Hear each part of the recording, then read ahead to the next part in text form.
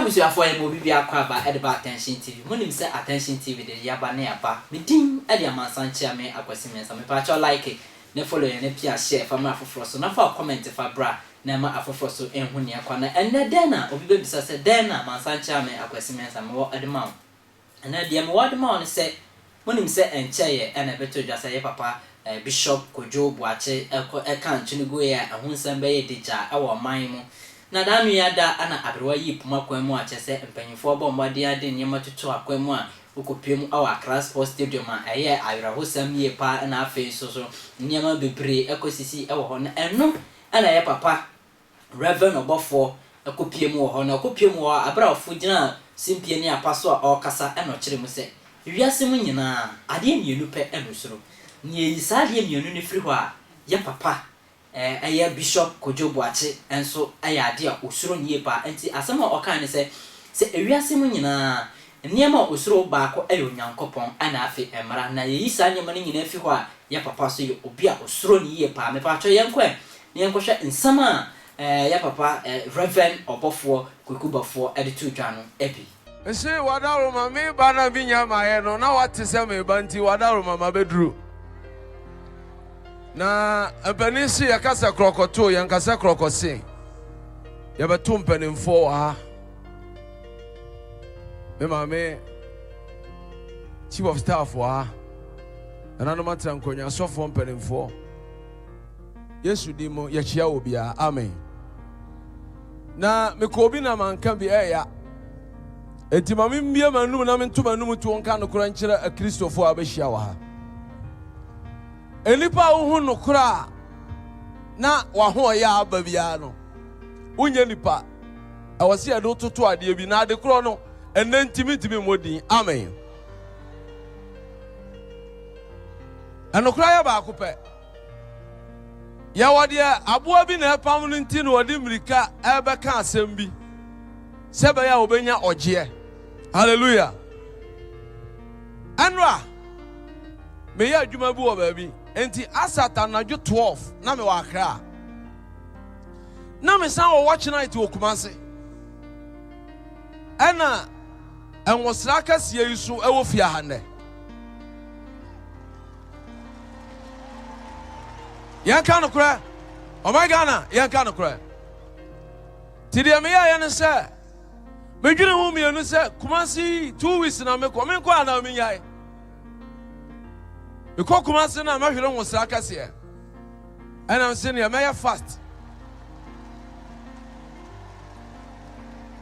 hallelujah ana me pe ka edwane baako ana ma traffic nyina twa mu na me sim me dru Kumase me ya sorry 30 minutes as obi pam me ana me san ba wura ka me 2 minutes ka gidi ya ba na nda e fa me ana me this tia no ma akura is a crash se o ma me da na ye wie we jame a adwuma me no ye wie ne hallelujah o onyame wobotaye ntia obo obi ni patietia ana wobotaye ntia obo obi ni patentere na sa botaye ni mienu wanti ase a wa obeto sekan na obetwa oyam enipa ade ba ko pe ena ya ne nipa bi wura fi yanwene ho uwuo achi ene owumafo na ye wo river ene ye wo Red Sea na enwosra kase a ejina hai ensi ho ejina ho onni ho nei na chi adwuma wa ye gya ho no obi tiase ontimi nya bi da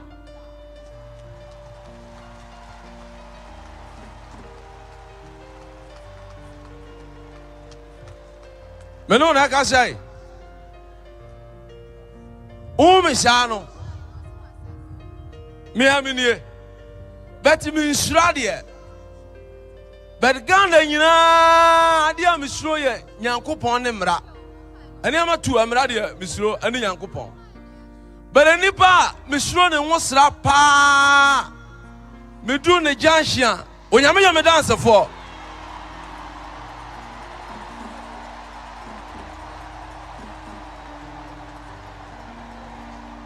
Meka no kura na akyerɛ.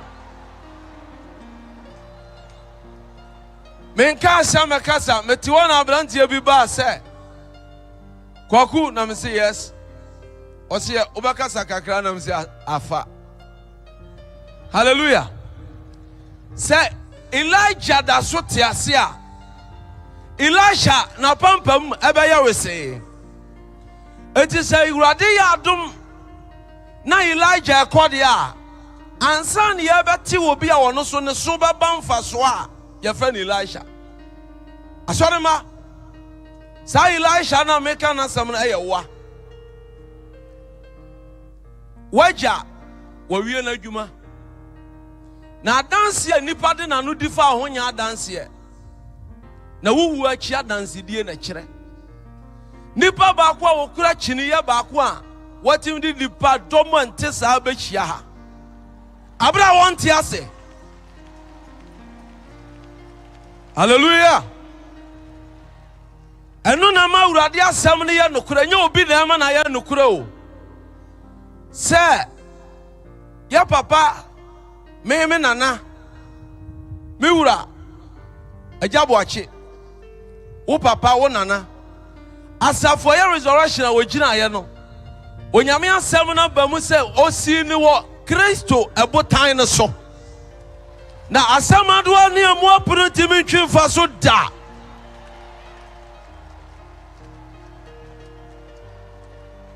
Hallelujah. Anyame na meka o ɛyɛ na asie. Ɛkɔ na wie yɛ ne yɛ akyɛw pa. Ma yɛ nyame adwuma kɔ 23 years. Adwunu na anim ho. Sɛ wobaka mu a me yɛ ka dada pa. Me de Kristo mobro ho srɛw. Ɛma katrama bia na dwene mu na ni brade. Enyi wo mfiri wo sra wo yase da. Asempa na me ka kyerɛ wo. Tie mi na tie amawura mfida. Sa wo preaching bia tia. Wagya. Yesu se monka nsɛm me ne mo wɔ hɔ na me ka kyerɛ bo no. Wo preaching bia tia ko RTV. Wagya nsɛm a waka no ebi da so wɔ hɔ entwa mu da ne katra mampro. E pa cha wo hu nsɛm a ɔde to dwa. Wankasa wetie bi. Na we ema yeti asese asase so no respect ɛwɔ hɔ ɛde mu obia. Baabi biara wo ebia baabi a wo hu ne sɛ wa hoɔden edu no ɛhɔ ɛne obi de ɛsase. Ɛne nti obi biara maximum respect a wɔsɛ wɔde mu obi biara wɔ asase so no. E pa cha endinai nipa no sa respect no.